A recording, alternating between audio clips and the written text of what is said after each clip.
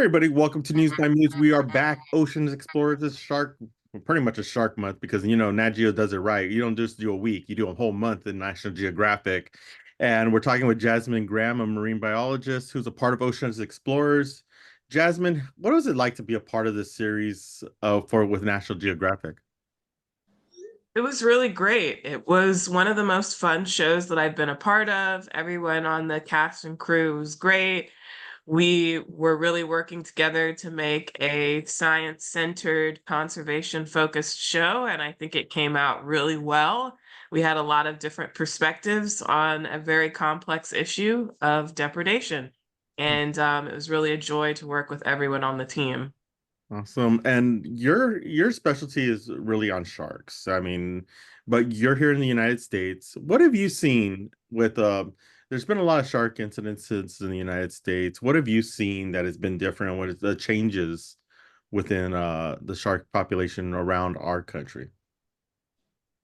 Yes, so the shark population in the United States, we have put in place some protections. Definitely, we're not like 100% there in terms of our protections that we need, but we have put some protections in place. We are starting to see some species recover. And we are seeing an uptick in some populations. Unfortunately, there's still a downward trajectory for other populations, and we're still nowhere near the shark population sizes that we used to have before the Industrial Revolution. But we're getting there. We're starting to move in that direction. And so we're seeing some positive things, positive stories out there of certain species. And we are seeing some shifts as well in how people are talking about sharks, and especially in programming like SharkFest on National Geographic. We're seeing more conservation minded, less sensationalized, and dramatized and sort of fear driving portrayals of sharks, which is great. But we're also seeing, as mentioned in the show, fishermen are reporting increased depredation. So, where sharks are taking some or all of their catch. And this is a real problem. And the fishermen are saying, hey, this is happening. How do we deal with this? And so that's something that we have to contend with as we have our shark population starting to stabilize. And we also have more and more people fishing. We have more and more competition for these same fish. So trying to figure out how do we make sure that fishermen and sharks aren't having these negative interactions is really important. Yeah, yeah. And how important is this that we see this? Like we have Shark Fest and all the everything focused on a shark because it's such a huge part of our ecosystem. But for kids who are growing up, who are going to be the next leaders, how important do you feel like shows like this really help generate and strive and get people, not only people of color, but also people like you and me who we studied, we never saw each other like people like us in these fields, and now we're entering these fields and taking charge in these fields. How important do you feel shows like this are for you? Yeah, I think they're huge. I think people have already started noticing that the diversity in these shows is changing on Shark Fest. I mean, you can see it all over social media. People are pointing out, hey, there are more women on these Mhm. shows. There are more people of color. This is really exciting. And people are able to see people that look like them. And it's really exciting whenever kids get to see someone that has their same hair and is swimming in the ocean, has their same body type, has their same skin colors, coming from the same culture as them. It's really inspiring, and representation matters. If you see it, you can be it. If you think that no one that looks like you has ever gone and studied sharks or swam in the ocean, then you might be less inclined to try that.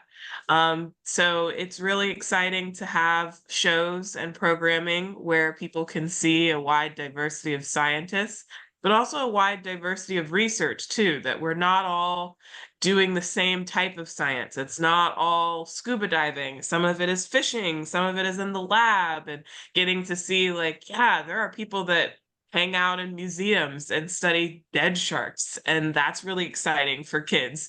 There are people that go out and study deep sea sharks, and there are people that build robots to go in the deep ocean, and that's really exciting for kids. Just getting to show this wide diversity of ways that you can study the ocean, and there's not just one way to do that, I think can really open kids' eyes to the wide array of jobs that there are out there dealing with the ocean and related to sharks.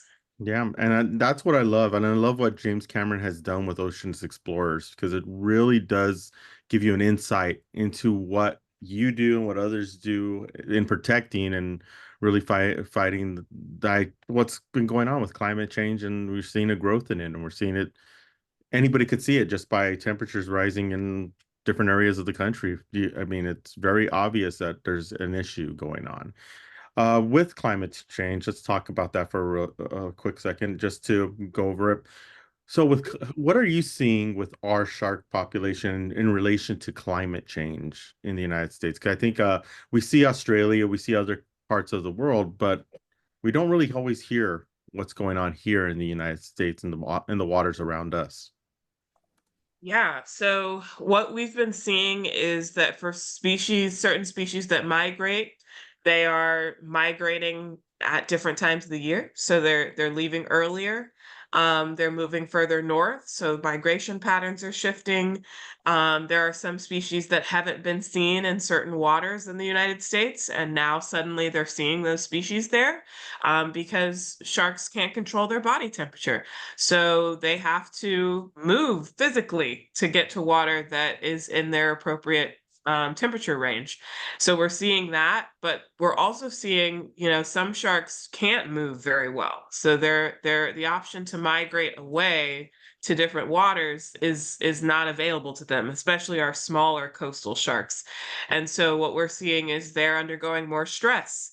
They're not growing as big, or they're growing too big too fast, and all of these other things that are impacted by just the temperature of the water that they're in, that they can't move out of. And there's a lot of research being done on that and how different species are impacted, because not all species are affected in the same way. And this is something that we continue to study and learn more and more about, because unfortunately, we don't really know how a species is going to react until it starts happening. And so that's the scary thing. And so trying to figure out, can these species adapt? Can they cope with these changes in environment? Or is it going to be too much for them to deal with, is the big question. Yeah, and I find that fascinating because of the fact that I came from a science background, more on the technology side than the actual biological side, and it's just fascinating and the changes, and you could see it, and it's scary, and that's why I'm hoping the younger generation is watching, so that they're the ones who are going to change this and make sure that this is because we're trying our best, but we still need that push in order to get that change going, especially with how important the oceans are to us as human beings. Yeah, for sure. Mhm. Uh, the one thing I do want to ask before we let you go is, Oceans, please talk about your episodes. How can people watch it? What episode are you being featured in? Yes, so I'm in Shark Beach with Anthony Mackie, Gulf Coast, Mhm. and it's on National Geographic SharkFest and also streaming on Disney Plus and Hulu. Awesome. And that has to be cool though. This has to be this whole idea and everything that you've been a part of with National Geographic has to be definitely one of the coolest things because for me, I just see it and I'm just like, this is awesome. This is really good work.